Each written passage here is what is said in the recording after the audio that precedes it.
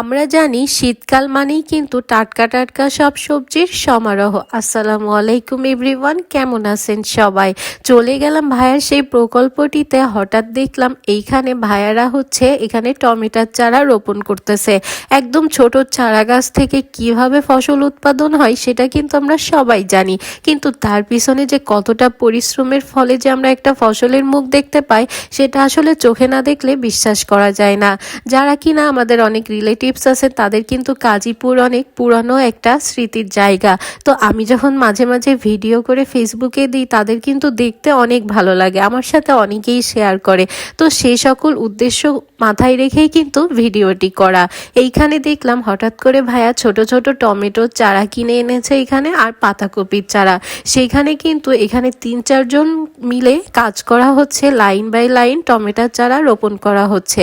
আর এরকম টাটকা টাটকা শাকসবজি খেতে তো ভীষণ মজা লাগে, কিন্তু এইসব পরিশ্রমের টাকা কিন্তু যারা পায় জানেন কারা?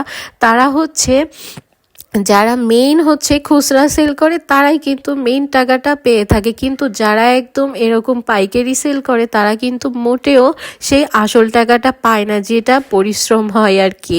এখানে ছিল বেগুনের চারা, টমেটোর চারা, পাতাকপি, পালং শাক, তারপরে আরও পেঁয়াজ, রসুন, যেগুলা বছরকালীন শাক সবজি আছে, পেঁপে আছে, মাছ আছে। তারপরে এত বড় একটা প্রকল্প নিয়ে কাজ করতে কিন্তু অনেক পরিশ্রমের ব্যাপার, যেটা পরিশ্রম ছাড়া কোনোভাবেই সম্ভব না। আর আমরা জানি তাদের এইসব যদি আমাদের দেশে উৎপাদন না হতো তাহলে এইগুলো আমাদেরকে আরো কত বেশি টাকা দিয়ে কিনে খেতে হতো, তার কোনো ঠিক নাই। তো যেহেতু ভাইয়া এগুলা করতেছিল তো আমি তখন একটু ভিডিও করতেছিলাম। এখানে কিন্তু অনেকগুলা বেগুনের চারা আছে, প্রায় 200 থেকে 300। তো এইগুলা যখন একসময় ফল দিবে তখন এই পরিশ্রমের কথা ভুলে যেয়ে মুখে হাসি ফুটবে, তাই না? যখন বেগুন গাছে ফুল দেখলাম তখনই তো অলরেডি মনটা ভরে গেল।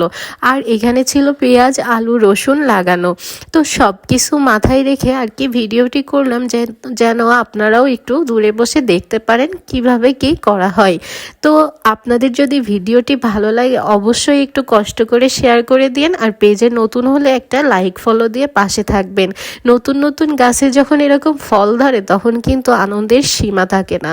আর এইদিকে পুকুরে তো নতুন করে আবার মাছ চাষ করা হচ্ছে, আবার এইদিকে লিচু গাছ, মালটা গাছ, পেয়ারা গাছ, পেঁপে গাছ, লেবু গাছ, তারপরে আরো বিভিন্ন রকমের চারা তো লাগানোই আছে। লিচু গাছগুলো বেশ বড় হয়ে এসেছে।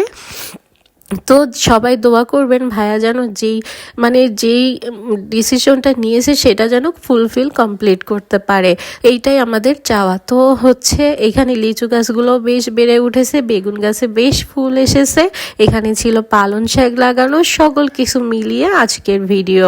আর এরকম গ্রামীণ দৃশ্য দেখতে কিন্তু সবারই অনেক পছন্দ, আমি জানি। তো আজকের ভিডিও থাকছে এই পর্যন্তই, অন্য আরেকদিন অন্য ভিডিওতে আবার দেখা হবে। ভালো থাকবেন সবাই।